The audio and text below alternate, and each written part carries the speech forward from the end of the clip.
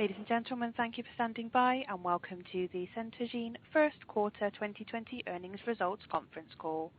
At this time, all participants are in a listen-only mode. After the speaker presentation, there will be a question and answer session. To ask a question during the session, you'll need to press star and 1 on your telephone.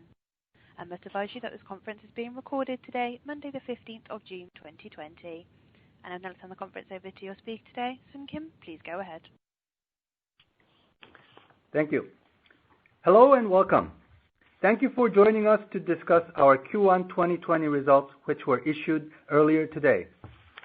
You can view this presentation and the related press release on Centogene's website.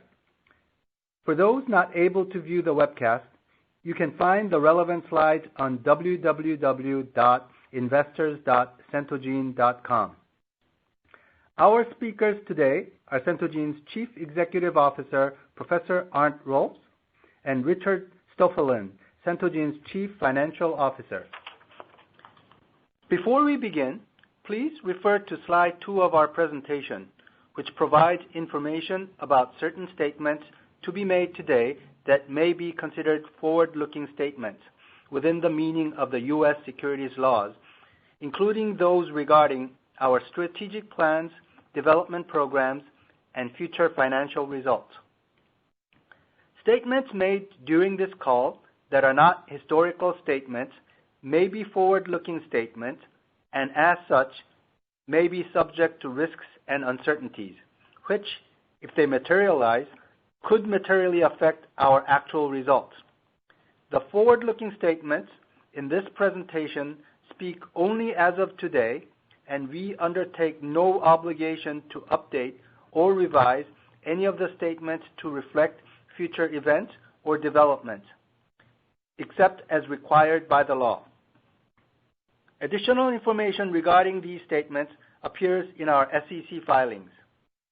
Following our presentation, we will also open up the call to Q&A. We kindly ask that you ask only a maximum of 3 questions. I will now hand the presentation over to Arndt. Please turn to slide 3. Thank you, Sun, and hello everyone. Thank you for joining our call today, especially during these unprecedented times. We hope everyone is staying healthy and safe, and our thoughts are with those affected by the COVID-19 pandemic. Before we dive into our Q1 2020 performance, let me quickly update you on the current situation regarding COVID-19 for Centogene. As we publicly announced in April, we have reopened our offices in a carefully measured manner, providing all of our employees with viral testing twice per week gives us the confidence that we have better management over the situation as our employees have begun to return to the office. We also strengthened some safety protocols to be extra careful, and for the most part, Centogene is fully operational. Now, let us tell you about our Q1 2020 performance and also provide you with a broader update on our business. I'll start by touching upon key aspects of our business, and then Richard will take you through the financials. Let's turn to slide 4. Before we get into the performance of the business, let me take this opportunity to remind you of Centogene's goal. I think it is always good to put things into context, and for me, that means looking at recent achievements with our long-term goal in mind. Our ultimate goal is to provide precise medical diagnosis of inherited diseases at the earliest possible moment by transforming medical expertise and analytical information into actionable results for physicians, patients, and pharmaceutical partners. As you are aware, we accomplish this by using a multidimensional approach to analyze patient data and by harnessing our knowledge of rare diseases to help physicians more easily diagnose patients and support biotech and pharma companies to develop new treatment options. Everyone at Centogene remains passionate about achieving this goal, and this is why it is so rewarding to be a part of this company. Now let's dive into today's presentation starting on slide 5. During the first quarter, we continued to deliver on multiple fronts while making important adjustments in the face of a global pandemic that has affected our industry and many others. First, We have demonstrated strong financial operational performance. We grew our top line by approximately 13% in Q1 2020. Both segments, pharma and diagnostics, exhibited double-digit growth. This is despite facing some headwinds in late March caused by COVID-19. Second, we are proud of how Centogene has responded to the COVID-19 crisis. Internally, we have reacted quickly to keep everyone safe while driving our operations with minimal disruption. In addition, we have quickly diverted resources to develop COVID-19 testing capabilities. Finally, I would like to make a few comments on the impact COVID-19 began to have on our business toward the end of the first quarter and as we entered the second quarter. Let me first say that the fundamentals of our business remain strong, and we are increasingly being looked at by partners as a leader in providing molecular insights in order to accelerate drug development for rare diseases and guide patient stratification, identification, and monitoring.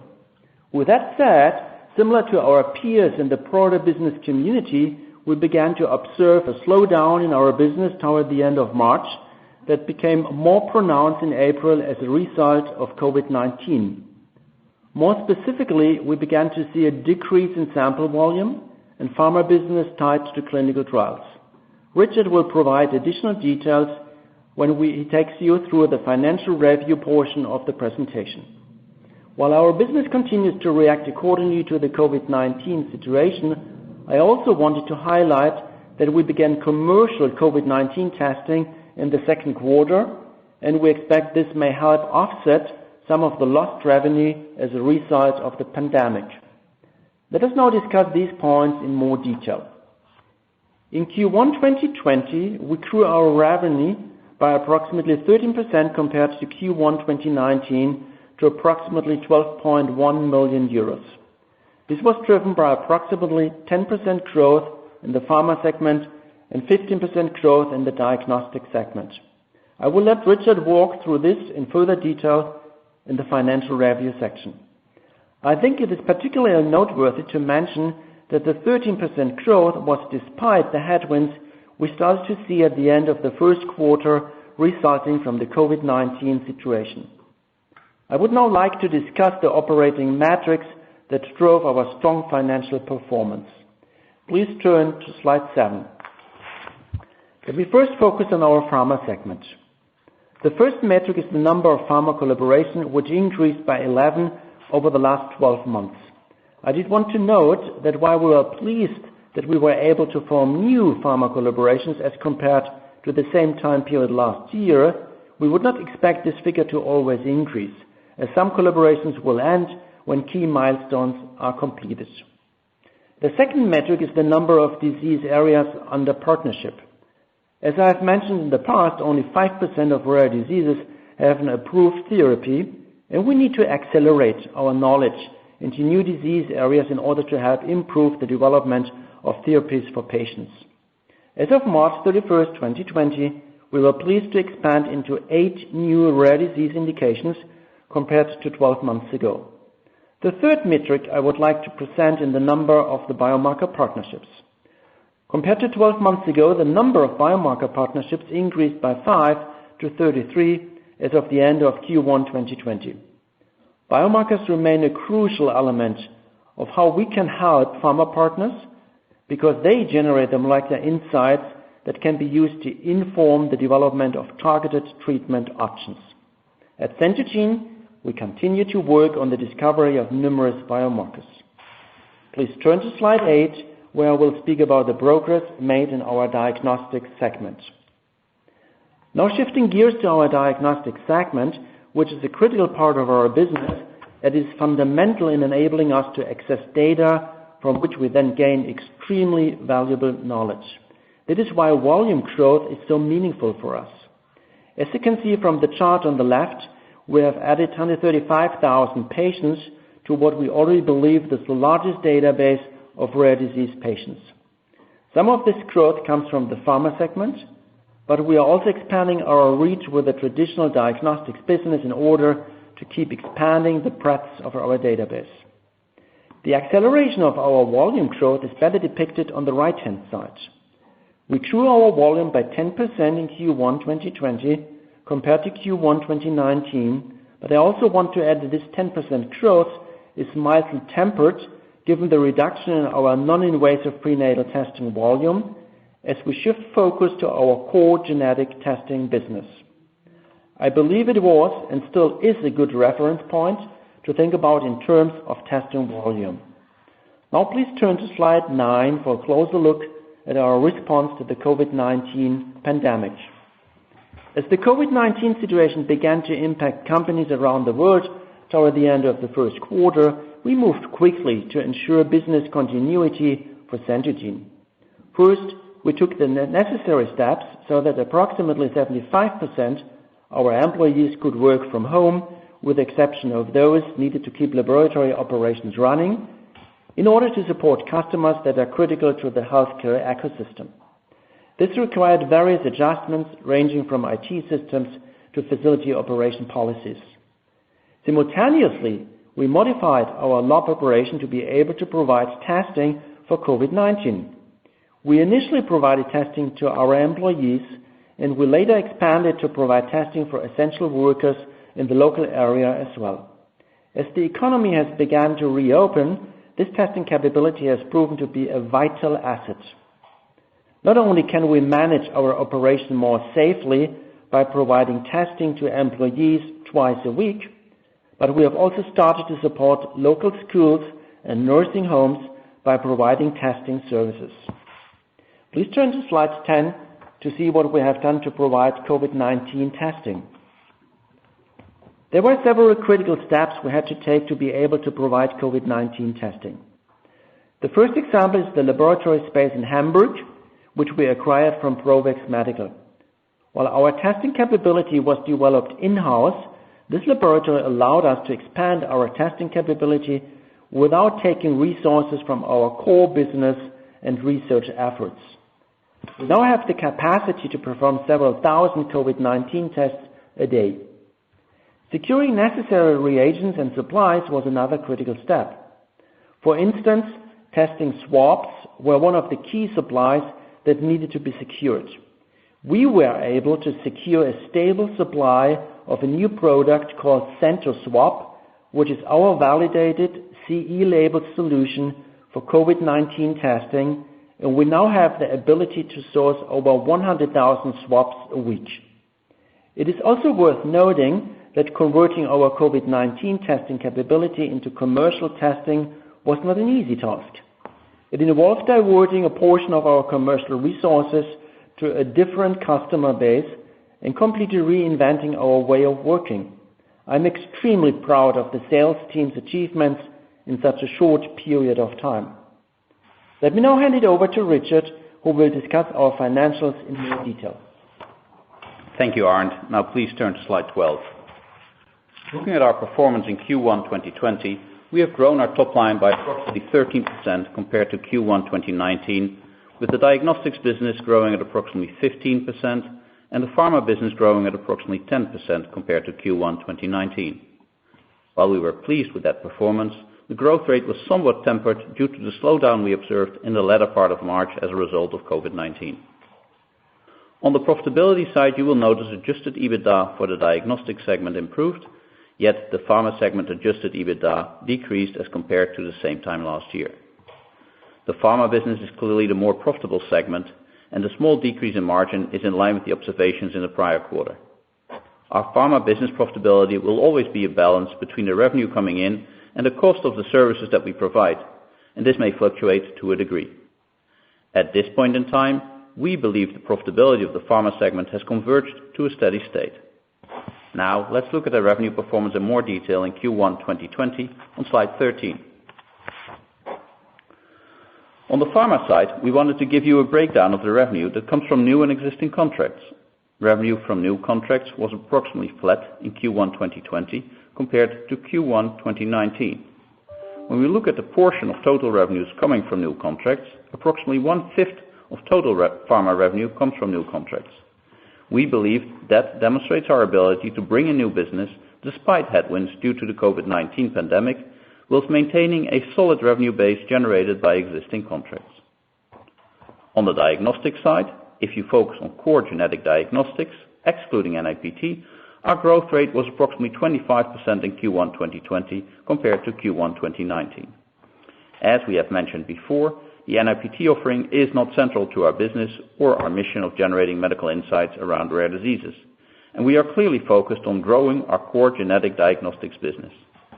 In summary, we are growing even faster in those areas of focus that will generate future growth for the company, both in monetary terms as well as medical knowledge.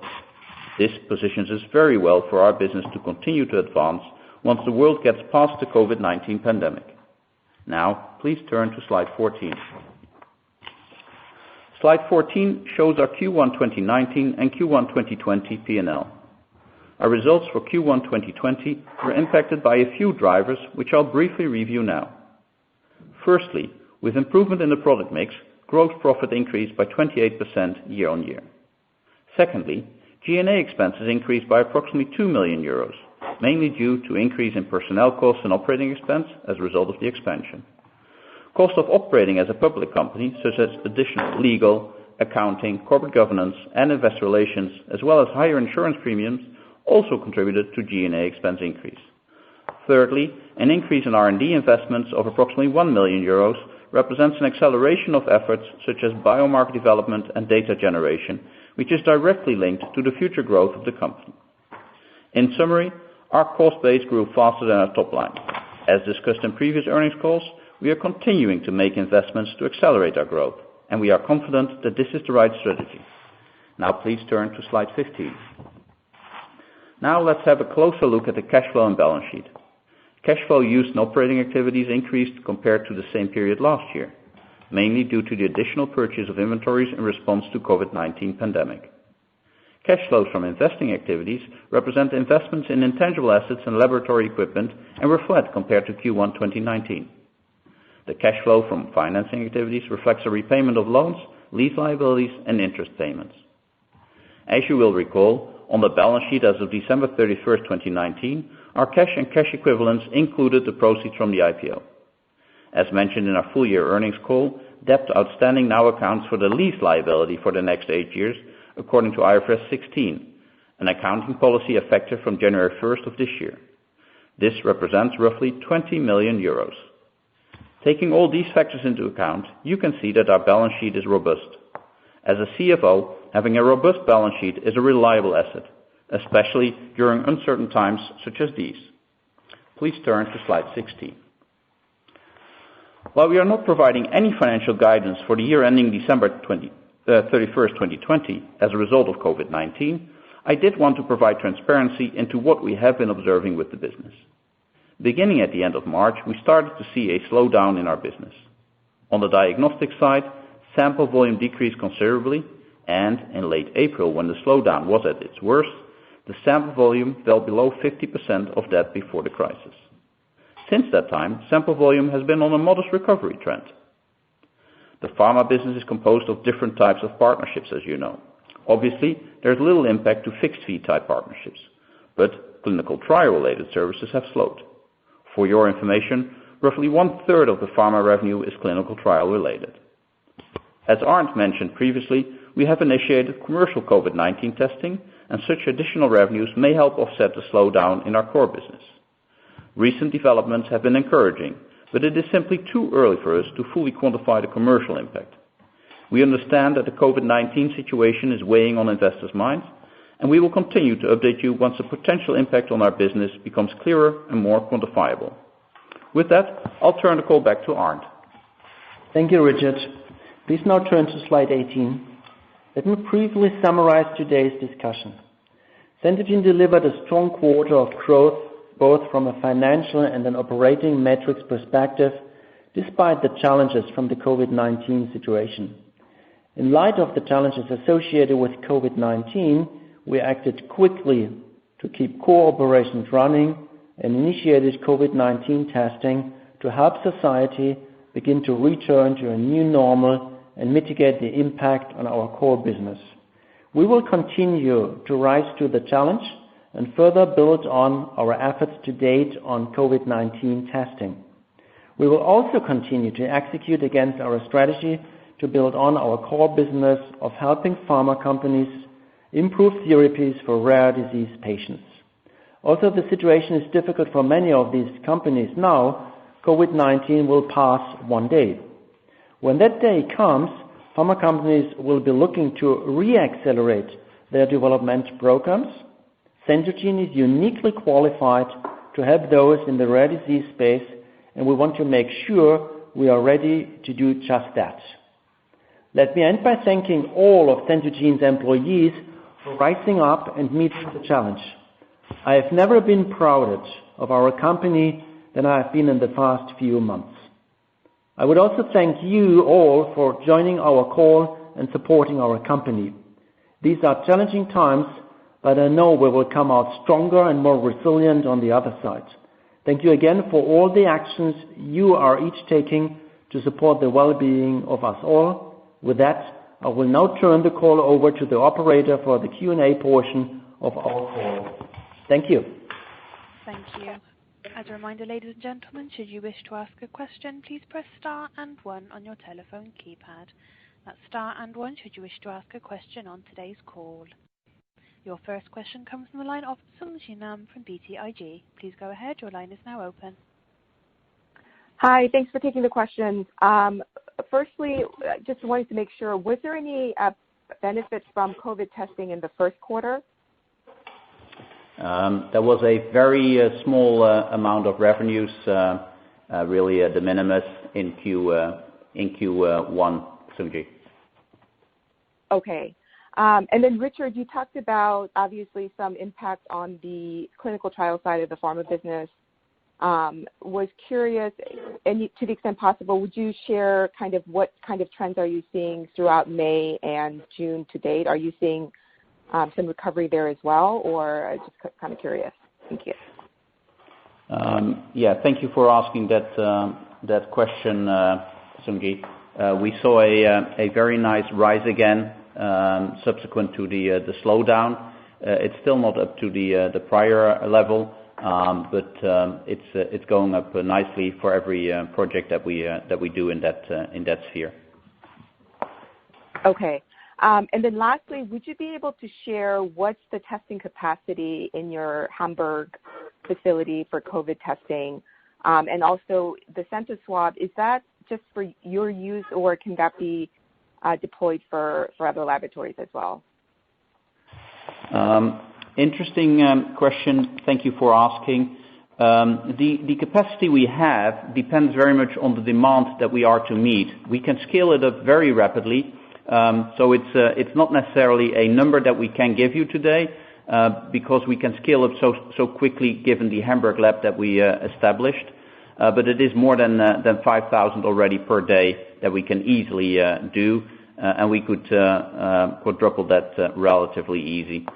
When you talk about the Center Swab, that is a swab that can be used by other labs as well and does not limit it to us.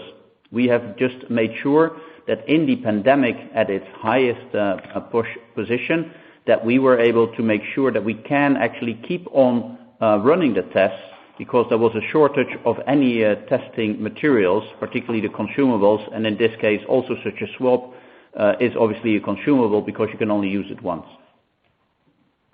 Great. Thank you so much. My pleasure. Thank you. Your next question comes from the line of Puneet Souda from SVB Leerink. Please go ahead. Your line is now open. Yeah, hi, Arndt, Rich. Thanks. So first question is, I appreciate you providing the trough impact in late April, but just trying to understand in terms of improvement in clinical trials since then. Anything you're seeing that gives you a sense of that these trials should continue to improve, or are you likely to continue to see rare disease trials impacted for the near term? Just help us understand sort of what's your expectation there, maybe even qualitatively.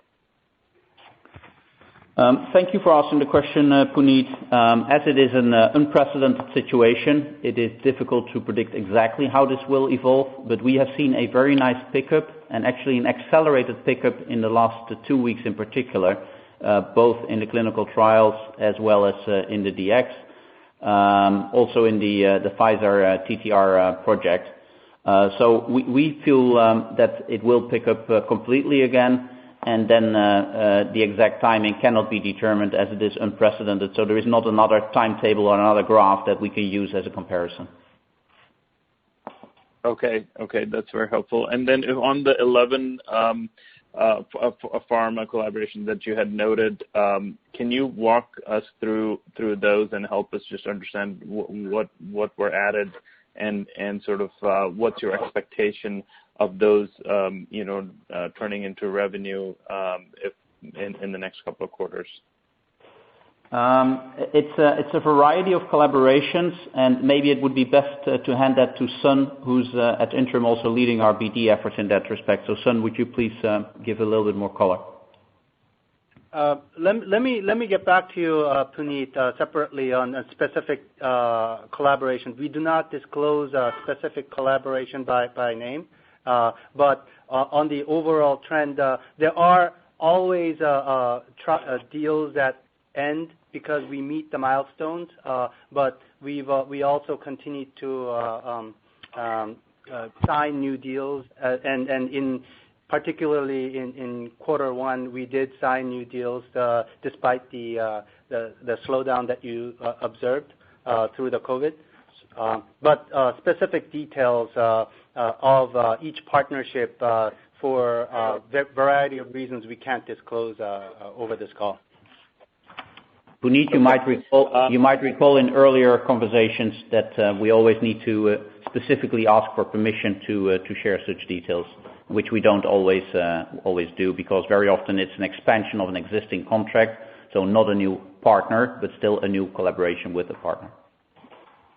Okay, thanks for that.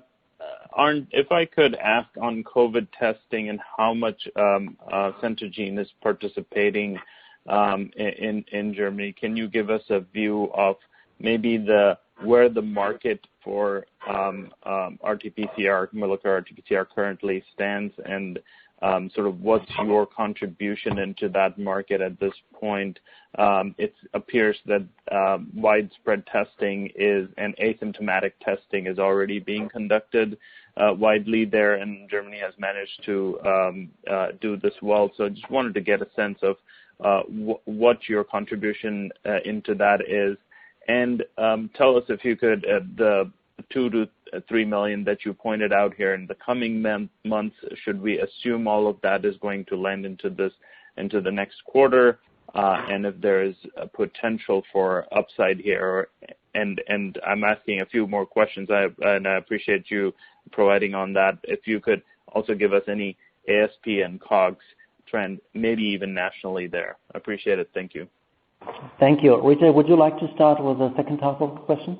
Regarding the 2 to 3 million? Yeah, the anticipation is indeed that will be mostly in Q2 be coming to fruition in our revenues. And then I hand back to you, Arndt. Yeah, thank you. Thanks for the question. I guess you are totally right. Germany is doing rather well because Germany has a significant impact by the significant increase of the numbers of tests that have been developed very quickly at the beginning on the one side, and on the other side also by the understanding of the importance of the preventive testing, which means in our understanding testing even of asymptomatic individuals that are for sure spreading around the virus. And that's exactly the focus of Centogene. And based on that strategic positioning, we have in the meanwhile a lot of collaborations with different partners. We are per today not yet able to announce clearly in that direction, but all of these collaborations are exactly based on the understanding and the importance of the understanding that the preventive testing allows the companies to come back to normalcy exactly in the way as Centogene is doing this in the meanwhile. I've mentioned in my short intro to that story that we are in the meanwhile working completely normally based on the operations and based on the twice per week testing. And that's exactly the model we are continuously developing with our strategic partners. Okay, thank you. You're welcome.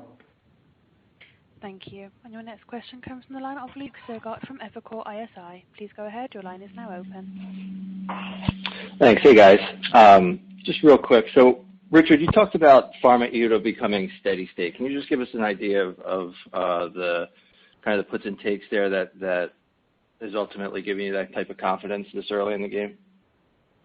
The thing we are mentioning and referring to in that sense is the margin in that business. We believe that we have a relatively stable basis now as a mix of fixed fees, upfronts, knowledge transfer versus clinical trials. Obviously, it is very hard to exactly say what will come in what quarter, but nonetheless, we believe that this is a fair reflection of what one could expect in the future to come. Okay. And then, so you guys added 11 new collaborations. You've talked briefly on that.